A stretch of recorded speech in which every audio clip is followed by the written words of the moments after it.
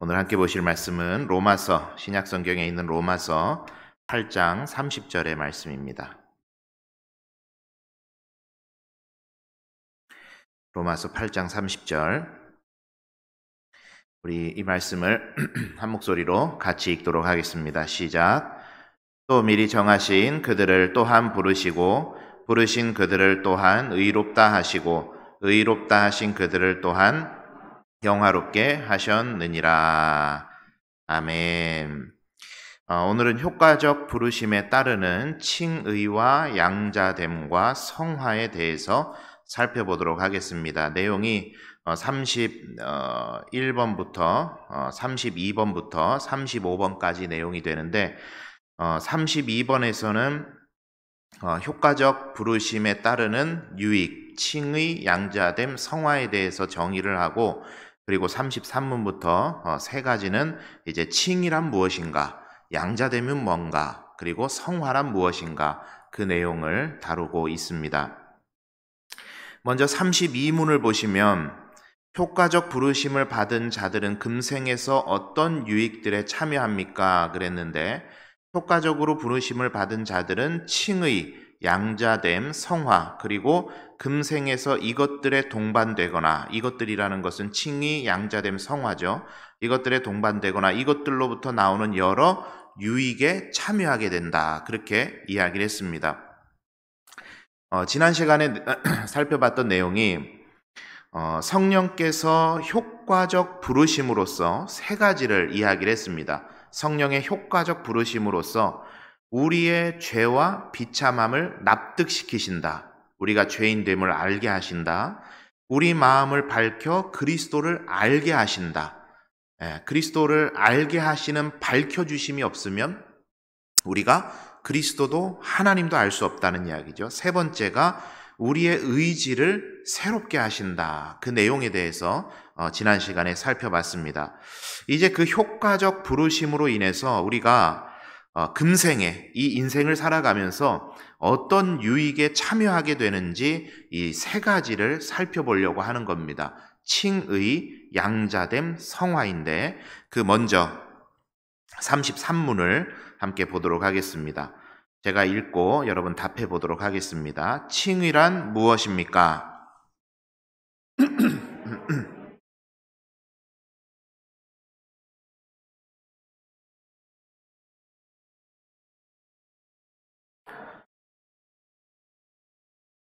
전가되고 오직 그리스도의 의 때문에 그렇게 하십니다. 자, 말씀 우리 한 구절만 읽어볼까요? 그 로마서 제일 먼저 있는 로마서 3장 24절 25절 한번 읽어볼게요. 시작. 그리스도 예수 안에 있는 속량으로 말미암아 하나님의 은혜로 값없이 의롭다 하심을 얻은 자 되었느니라. 이 예수를 하나님이 그의 피로써 믿음으로 말미암는 화목제물로 세우셨으니 이는 하나님께서 길이 참으시는 중에 전에 지으신 죄를 간과하심으로 자기의 의로우심을 나타내려 하심이니. 자, 칭의에 대한 구절들이 여기 많이 지금 적혀 있습니다. 참고적으로 여러분께서 읽어보시기를 바라고요. 칭의, 여러분 많이 들어본 단어죠. 칭의. 이 발음이 잘 안 돼요. 칭의 해야 됩니까? 칭의 해야 됩니까? 칭의, 많이 들어본 단어예요. 이 칭의가 로마 카톨릭과 개신교를 구분하는 아주 중요한 기준이에요. 굉장히 중요한 기준이에요. 종교개혁을 단행했던 루터는 이 칭의 교리가 교회가 서고 넘어짐을 결정하는 중요한 교리다. 이렇게 표현할 정도로 교회 교리에 있어서 특별히 로마 카톨릭과 개신교를 구분하고 분리하는 데 있어서 매우 중요한 교리입니다. 루터가 로마 카톨릭에 대항해서 종교개혁을 단행할 때 이 사제들, 교회, 국가, 이 서로 정치적으로 결탁되고 부패했던 그런 문제들도, 표면적인 문제들도 굉장히 큰 문제들이었지만 가장 큰 문제는 뭐냐면 교리의 부패였습니다. 교리의 부패. 이게 가장 큰 문제였어요. 당시 로마 카톨릭은 하나님의 자유로운 은혜로 사람이 의로워지는 것이 아니라 사람의 노력이나 성찬을 통해서 사람이 의로워진다. 이렇게 봤어요. 자신의 노력, 그리고 성찬. 그래서 여러분, 그 로마 카톨릭에서는, 지금도 카톨릭은 성찬 성례전을 굉장히 중요시합니다. 굉장히 중요시해요. 카톨릭은 화채설이라 그럽니다. 성찬을 화채설이라 그러는데 무슨 말이냐면은 이것이 너희를 위하여 흘리는 나의 피다. 너희를 위하여 상하고 뜯긴 나의 살이다. 받으라, 마시라. 이렇게 이 말씀이 선포될 때, 강독될 때, 이 사제 위에 손에 들려진 그리고 입속으로 들어가는 그 포도주와 떡이 실제 예수님의 살과 피로 변화된다. 실제로 변화된다. 그렇게 생각하는 게 카톨릭의 성찬입니다. 이걸 화채설이라 그래요. 그래서 카톨릭은 예로부터 신자들에게는, 평신도들에게는 떡은 주지만 포도주는 안 줘요. 포도주는 안 줬어요. 왜냐? 한 방울이라도 주의 거룩한 피가 바닥에 떨어지는 일이 있어서는 안 되기 때문에. 그래서 이제 시대마다 또 교파별로 조금씩 다른 모양들은 있지만, 실제로 주의 떡을 받았던 그 그릇 혹은 주의 피를 담았던 그 잔은 이 사제들이 혀로 그 부스러기 하나, 한 방울의 포도주, 그것까지도 다 핥아 먹을 정도로 굉장히 중요하게 생각하는 게 이 카톨릭에서 말하는 성찬입니다. 그런데 우리 개신교에서는 이 성찬을 화채설에 이제 다른 말로 뭐라 그러죠? 들어보셨어요? 따라하겠습니다. 영적 임재설. 무슨 말이죠? 우리가 그 성찬을 베풀고 나눌 때에 성령께서 이 자리에 임하셔서 우리에게 그 의미를 배가시킨다라는 이야기죠. 그게 우리 개신교가 취하는 성찬에 대한 입장입니다. 영적 임재설. 이 정도는 우리가 좀 알고 있으면 좋겠죠. 자, 그래서 카톨릭은 그렇게 사람의 노력이나 성찬으로 사람이 의로워지는 단계를 거치게 된다. 그렇게 봤고, 그래서 루터는 이 칭의 교리를 바로 세우면 교회가 올바로 설 것이고, 칭의 교리가 무너지면 교회도 무너질 것이다. 그만큼 이 칭의에 대해서 굉장히 중요하게 생각을 했습니다. 이 칭의라는 것을 이제 같이 나누고 또 설명을 하기 시작하면, 이 칭의 하나만을 가지고도 굉장히 엄청난 분량의 신학적 주제들이 있고 내용들이 있습니다만은, 그걸 지금 다 나눌 수는 없겠고, 우리가 신앙생활에 이 칭의에 대해서 이해하고 적용할 것을 중심으로 해서 오늘은 정리를 한번 해보도록 하겠습니다. 먼저 이 칭의를 이야기할 때 중요하게 알아야 되는 것이 있는데, 첫째는 뭐냐? 죄인된 인간의 행위에 근거하지 않고 오직 예수 그리스도의 완전한 의를 통해서만 이 의롭다 하심이 주어진다라는 거예요. 이 굉장히 중요한 것이죠. 죄인된 인간의 행위에 근거하지 않고 예수 그리스도의 완전한 의를 통해서 우리들에게 의로움이 주어진다. 이것이 로마 카톨릭과 개신교가 양립할 수 없는 중요한 이유입니다. 그럼 로마 카톨릭만의 문제냐? 그렇지가 않아요. 세계에 있는 모든 종교는 다 마찬가지입니다. 의로움을 얻는 방법이 인간의 여러 가지 노력들, 고행들, 선행들, 이러한 것들이 주가 된다고 이야기를 하죠. 그러나 개신교에서는 어떻게 말하죠? 의로움을 얻는 방법 중에 인간의 노력은 얼만큼 있다? 얼만큼 있다? 따라하겠습니다. 1도 없다. 개신교가 말하는 의로움을 얻는 방법이에요. 인간의 동기, 인간의 의지, 인간의 행위 1도 거기에 영향을 미치지 않습니다. 1도. 그래서 구원을 하나님의 선물이라고 우리는 표현을 해요. 구원은 하나님의 선물이다. 이유가 뭐죠? 이렇게 말했죠. 누구도 자랑하지 못하게 하시기 위함이다. 자, 둘째로 칭의는 지옥 형벌에 처해진 죄인들에게 예수 그리스도의 의의 전가를 통해서 우리가 의롭게 된다라는 이야기입니다. 이 앞서 말씀드린 첫 번째 내용과 조금은 유사한 내용입니다만 이런 것이죠. 저와 여러분이 죄인인데 그 죄를 해결함에 있어서 저와 여러분의 삶의 어떤 모습들을 들여다보시면서 우리를 용서하시는 것이 아니라 김지원이 삶이 조금 괜찮네? 용서할 만하네? 하는 짓이 좀 예쁘네? 그래서 용서하시는 것이 아니라 예수 그리스도의 십자가 죽으심의 그 현장, 그리고 죽기까지 복종하신 예수 그리스도의 그 순종, 그것을 하나님께서 보고 그 예수 그리스도의 의를 우리들에게 전가하셔서 우리가 죄인으로부터 구원받고 의인이 되게 하신다라는 예수 그리스도의 의의 전가. 마치 구약 성경에서 보면 제사를 드릴 때 어떻게 하죠? 어린 양을 데려다 놓고 이 사람의 죄를 이 어린 양에게 전가시키는 것처럼 그리스도의 의가 우리에게 전가되어서 그리스도의 의를 보고 하나님께서 우리를 구원하신다, 의인으로 보신다 하는 것입니다. 그래서 이 두 가지를 묶어서 앞에 우리가 읽은 문답에서 이렇게 한마디로 표현하죠. 오직 우리에게 전가되고 오직 믿음으로 받아들여진 그리스도의 의 때문에 그렇게 하십니다.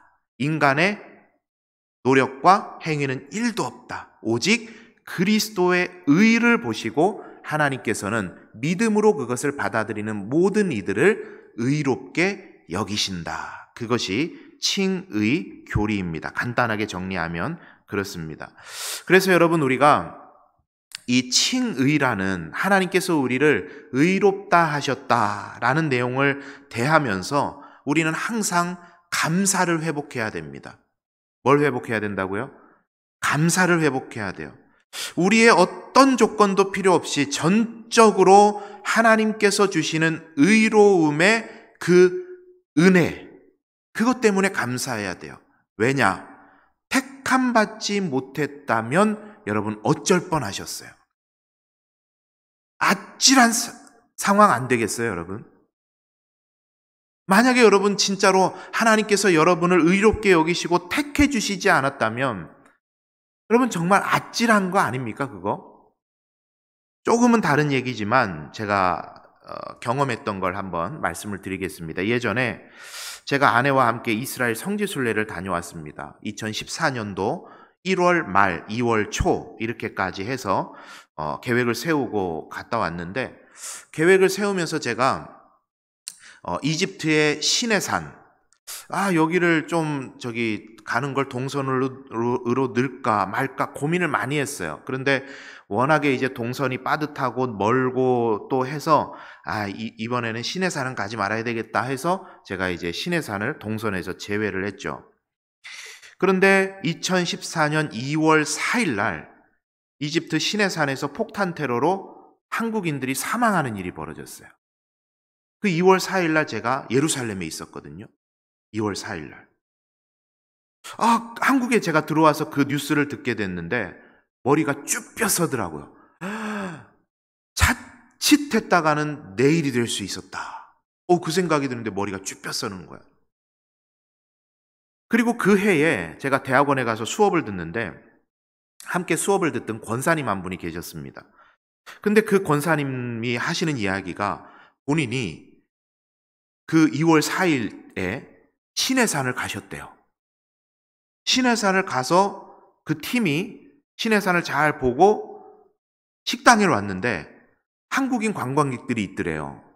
그래서 반가워가지고 아이고 이제 어디 가시냐고 이제 앞으로 어디까지 갔다 오셨고 어디 가십니까? 막 이렇게 안부를 물으시면서 즐겁게 식사를 하고 그 팀하고 헤어진 거예요. 그 팀이 폭탄 테러를 당한 거예요. 와, 그 이야기를 듣는데 이게 더 가까이 느껴지잖아요. 와, 큰일 날 뻔했다. 자칫하면 내일이 될 수 있었던 일 아닙니까? 다른 분들의 안타까움이었고 슬픈 일이었습니다만은 제 입장에서 보니까 그래요. 그 자리에 있지 않게 해주신 하나님의 은혜에 감사가 나오더라고요. 아찔한 거잖아요. 여러분, 조금은 다른 이야기지만 칭의는 말 그대로 은혜입니다. 하나님께서 전적으로 의롭다 해주시지 않으셨으면 우리들에게 아찔한 일이 벌어질 뻔했어요. 아찔한 일이. 저와 여러분이 이 자리에 앉아 있을 수도 없었던 일입니다. 죄사함을 입어서 천국 소망을 가질 수도 없었던 일이에요. 이 땅에 살아가면서 하나님께서 주시는 은혜를 누리지도 못하고 살 뻔했어요. 여전히 죄책과 비참함 가운데 살아갈 뻔했어요. 그런 인생을 이렇게 살게 하신 것이 바로 하나님의 전적인 은혜, 칭의, 의롭다 하심, 이것이라는 겁니다. 그러니 여러분, 우리에게 주신 그 한량없는 은혜를 생각할 때 저와 여러분에게 이 가슴 깊은 곳에서 감사가 터져 나오지 않을 수가 있겠습니까? 우리 사랑하는 성도님들, 우리를 의롭다 여겨주시고 우리는 그만한 값어치와 그만한 일을 하나도 하지 않았음에도 불구하고 하나님께서 우리를 의롭다 해주신 그 은혜에, 저와 여러분을 구원해 주신 그 은혜에 감사하며 살아가시는 여러분 되시기를 바랍니다. 이 추수감사주일이 가까워오는 이 계절에 이 감사가 많이 회복되었으면 좋겠습니다. 자, 뒷장입니다. 두 번째인데, 양자됨이란 무엇입니까? 답해 봅니다. 시작.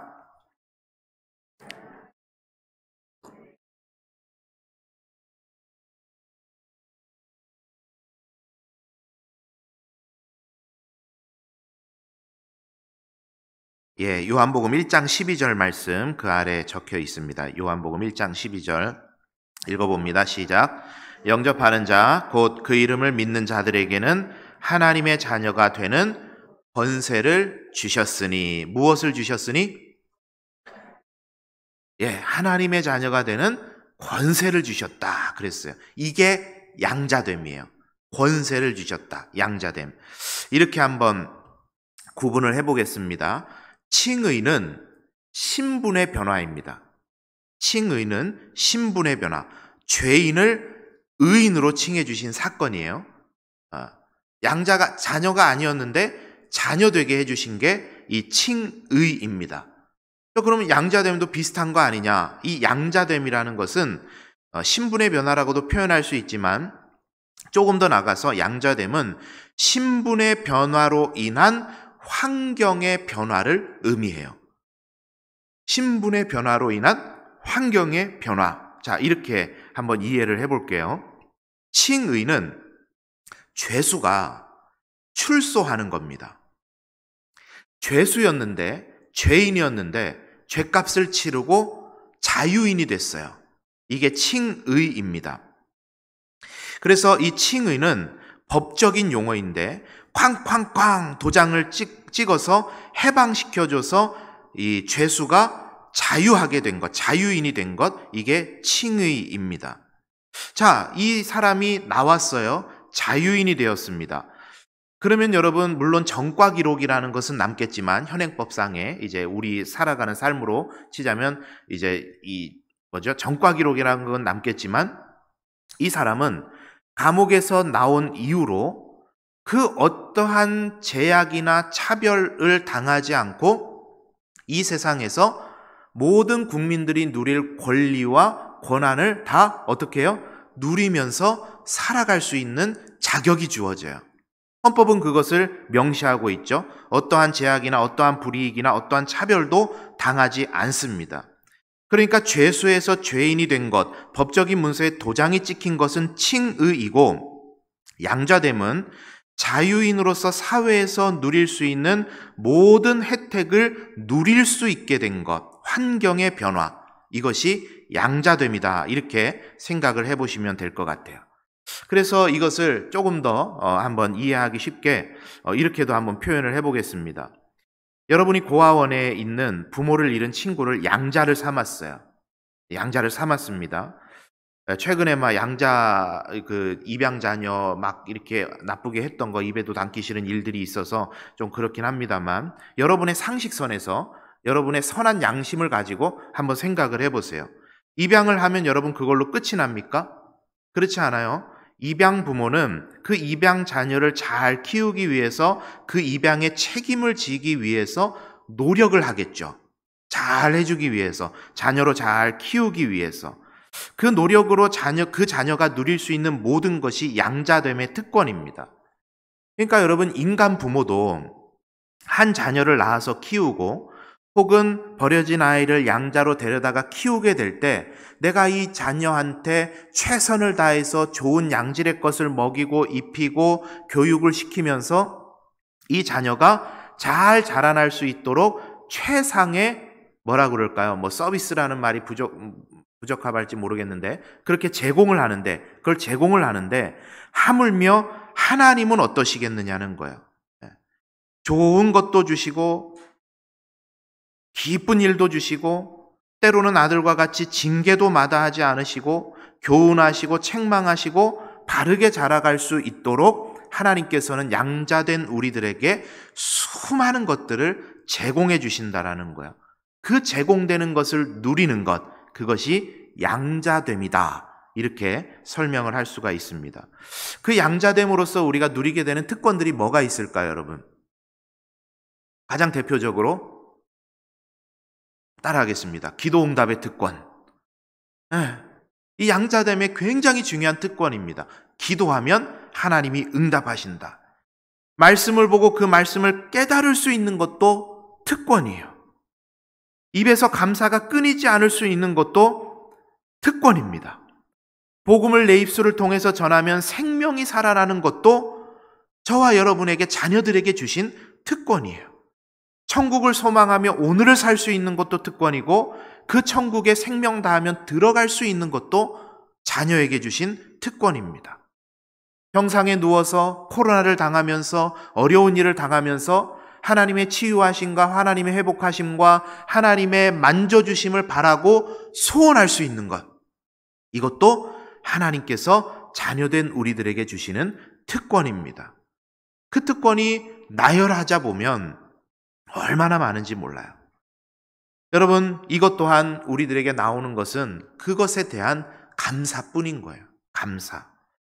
이제 곧 추수감사주일이 되면 감사 노트를 여러분께 나눠드리려고 합니다.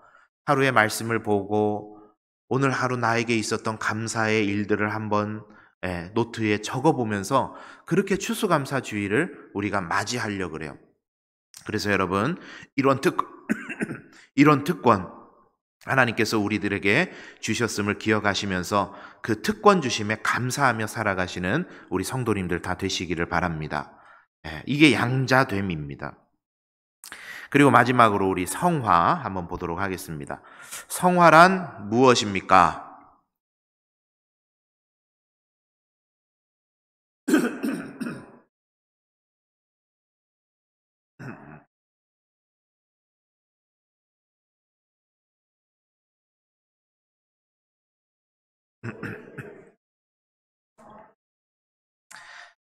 로마서 6장 6절. 로마서 6장 6절을 6장 4절 한번 읽어볼게요. 시작.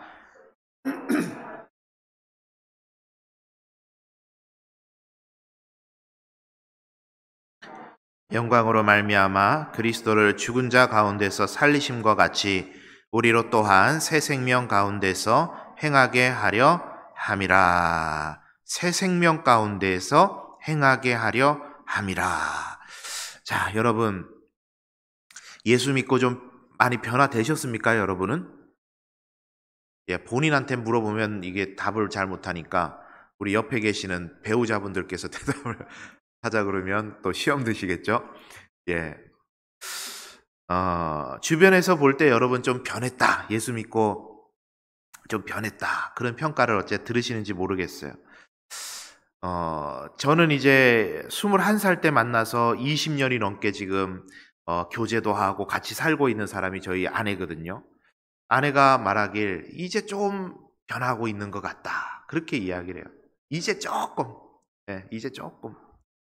저도 아내를 보니까 그래요. 저희는 서로 이제 대화를 좀 많이 하다 보니까 그런 변화된 모습에 대해서도 한 번씩 이야기하곤 하거든요. 아내도 조금 변해가는 것 같아요. 예수님 믿는 사람처럼. 그렇다고 예전에는 막 이상하게 산 건 아닙니다. 그래서 여러분, 그렇죠. 죽을 때까지 이 성화는 계속해 가야 되는 겁니다. 성화란 뭐냐? 성화란 뭐냐? 지정의가 그리스도인답게 변해가는 과정이에요. 지정의가 그리스도인답게 변해가는 과정. 아까 말씀을 드렸죠? 감옥에 갇혔던 죄수가 죄수의 신분입니다. 형기를 다 마치고 출소해서 자유인의 신분이 되었어요. 이게 칭의.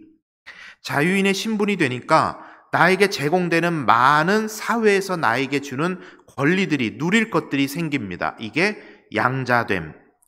그러면 이 죄인은 자유인으로서의 나에게 제공되는 수많은 권리들을 제대로 사용해야 되는데 여전히 그 죄인된 생각과 삶의 방식과 가치관이 죄수였을 때의 것을 버리지 못하고 있으면 어떻게 되겠어요?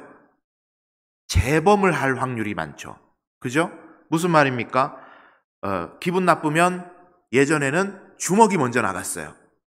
그런데 올바른 사회인으로 내가 사회에서 나에게 많이 제공해 주는 것들을 누리고 살기 위해서는 이제 어떻게 변화돼야 돼요?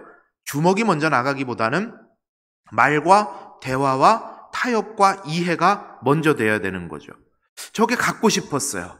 예전의 습관대로 하면은 그냥 가져가면 됐어요. 도둑질하면 돼요. 그런데 내가 이 사회에서 제대로 살아가기 위해선 이 사람이 어떻게 변화돼야 돼요? 원하는 게 있으면 그냥 무조건 가져가는 게 아니라 내가 일을 해서 돈을 벌고 그 번 돈으로 그것을 구입을 해야 되는 거예요. 그러니까 이 사회에 맞는 생각과 사상과 지정의가 다 변화돼야 된다는 거죠. 성화라는 게 바로 그렇습니다. 하나님의 아들로 신분이 바뀌었어요. 칭의, 신분이 바뀌니 하나님께서 우리들에게 참 많은 것들을 제공해 주시고 잘 해주려 하십니다. 양자됨. 그리고 그에 맞게 내 지정의가 변화되어 가는 것, 이것이 성화입니다. 그래서 이것은 세 개가 하나의 세트로 묶여 있어요. 칭의, 양자됨, 성화. 자, 그래서 여러분 어떻게 하면 성화될 수 있겠어요? 여러분 어떻게 하면 좀 변화되든가요? 막 다짐하면 잘 변화가 되든가요? 성경을 많이 보고 기도를 많이 하고 뭔가를 많이 하면, 교회 일 많이 하면 내가 좀 변하든가요? 성화가 되든가요? 그렇지가 않아요. 이것 또한 성령의 일하심입니다. 그래서 지금 쭉 여러분 읽으시면서 칭의와 양자됨과 성화에 대해서 쭉 정의를 할 때, 답을 할 때 항상 머릿말에 붙어 있는 말이 있습니다. 그게 뭐냐면 하나님의 자유로운 은혜의 사역이다. 이 성화에도 나의 지분은 하나도 없다. 오직 성령께서 나를 이끌어 가시고 주장해 주심을 통해서 내가 성화된 삶을 살아갈 수 있다. 그것을 우리가 알아야 된다는 겁니다. 그래서 여러분, 우리가 성화를 위해서 기도할 때도 반드시 이 성령님께 의지를 해야 됩니다. 하나님, 제 말이 참 안 변합니다. 성령님, 내 입술을 좀 주장해 주십시오. 하나님, 제 습관이 참 안 변합니다. 성령님, 제 이 못된 습관 좀 버릴 수 있도록 도와주십시오. 여러분, 남편이 안 변하고 아내가 안 변하고 자식이 안 변하고 괜히 사람 붙잡고 씨름할 이유가 없어요. 아무리 말해도 안 변합니다. 안 변하는 거 씨름하면요, 입만 아프고 싸움만 됩니다. 누구한테 기도해야 돼요? 성령님께 의지하여 기도해야 돼요. 성령께서 이끄시지 않으면 성화란 절대 일어날 수가 없습니다. 우리 사랑하는 성도님들, 우리를 성화로, 하나님 기뻐하시는 모습으로 계속해서 우리를 변화시켜 가시는 그 성령님과 동행하시면서 성화의 길을 아름답게 걸어가시는 우리 성도님들 다 되시기를 바랍니다. 여러분, 정리하겠습니다. 이 칭의, 양자됨, 성화, 이 모든 것들을 두고 볼 때 우리에게 딱 떠오르는 단어는 한 단어입니다. 감사. 감사. 따라할까요? 감사. 네, 이 감사밖에는 안 떠올라요. 비참함 가운데 죽을 수밖에 없는 우리를 구원해 주신 것도 오직 하나님의 은혜, 하나님의 의로우심이었고, 많은 것들을 우리들에게 제공해 주시면서 이 땅에서도 천국의 삶을 살 수 있도록 인도해 주시는 분도, 양자됨의 특권을 주시는 분도 하나님이시고, 우리를 그리스도의 장성한 분량까지 자라게 하시면서 변화된 삶을 살게 하시는 분도 오직 성령 하나님이시고 그 은혜에 우리가 감사하며 살아갈 것밖에 남는 것이 없습니다. 우리 사랑하는 성도님들, 이 가을 계절에 더욱더 하나님 앞에 평생 감사의 기도의 제목을 올려드리면서 살아가시는 우리 모든 성도님들 다 되시기를 바랍니다.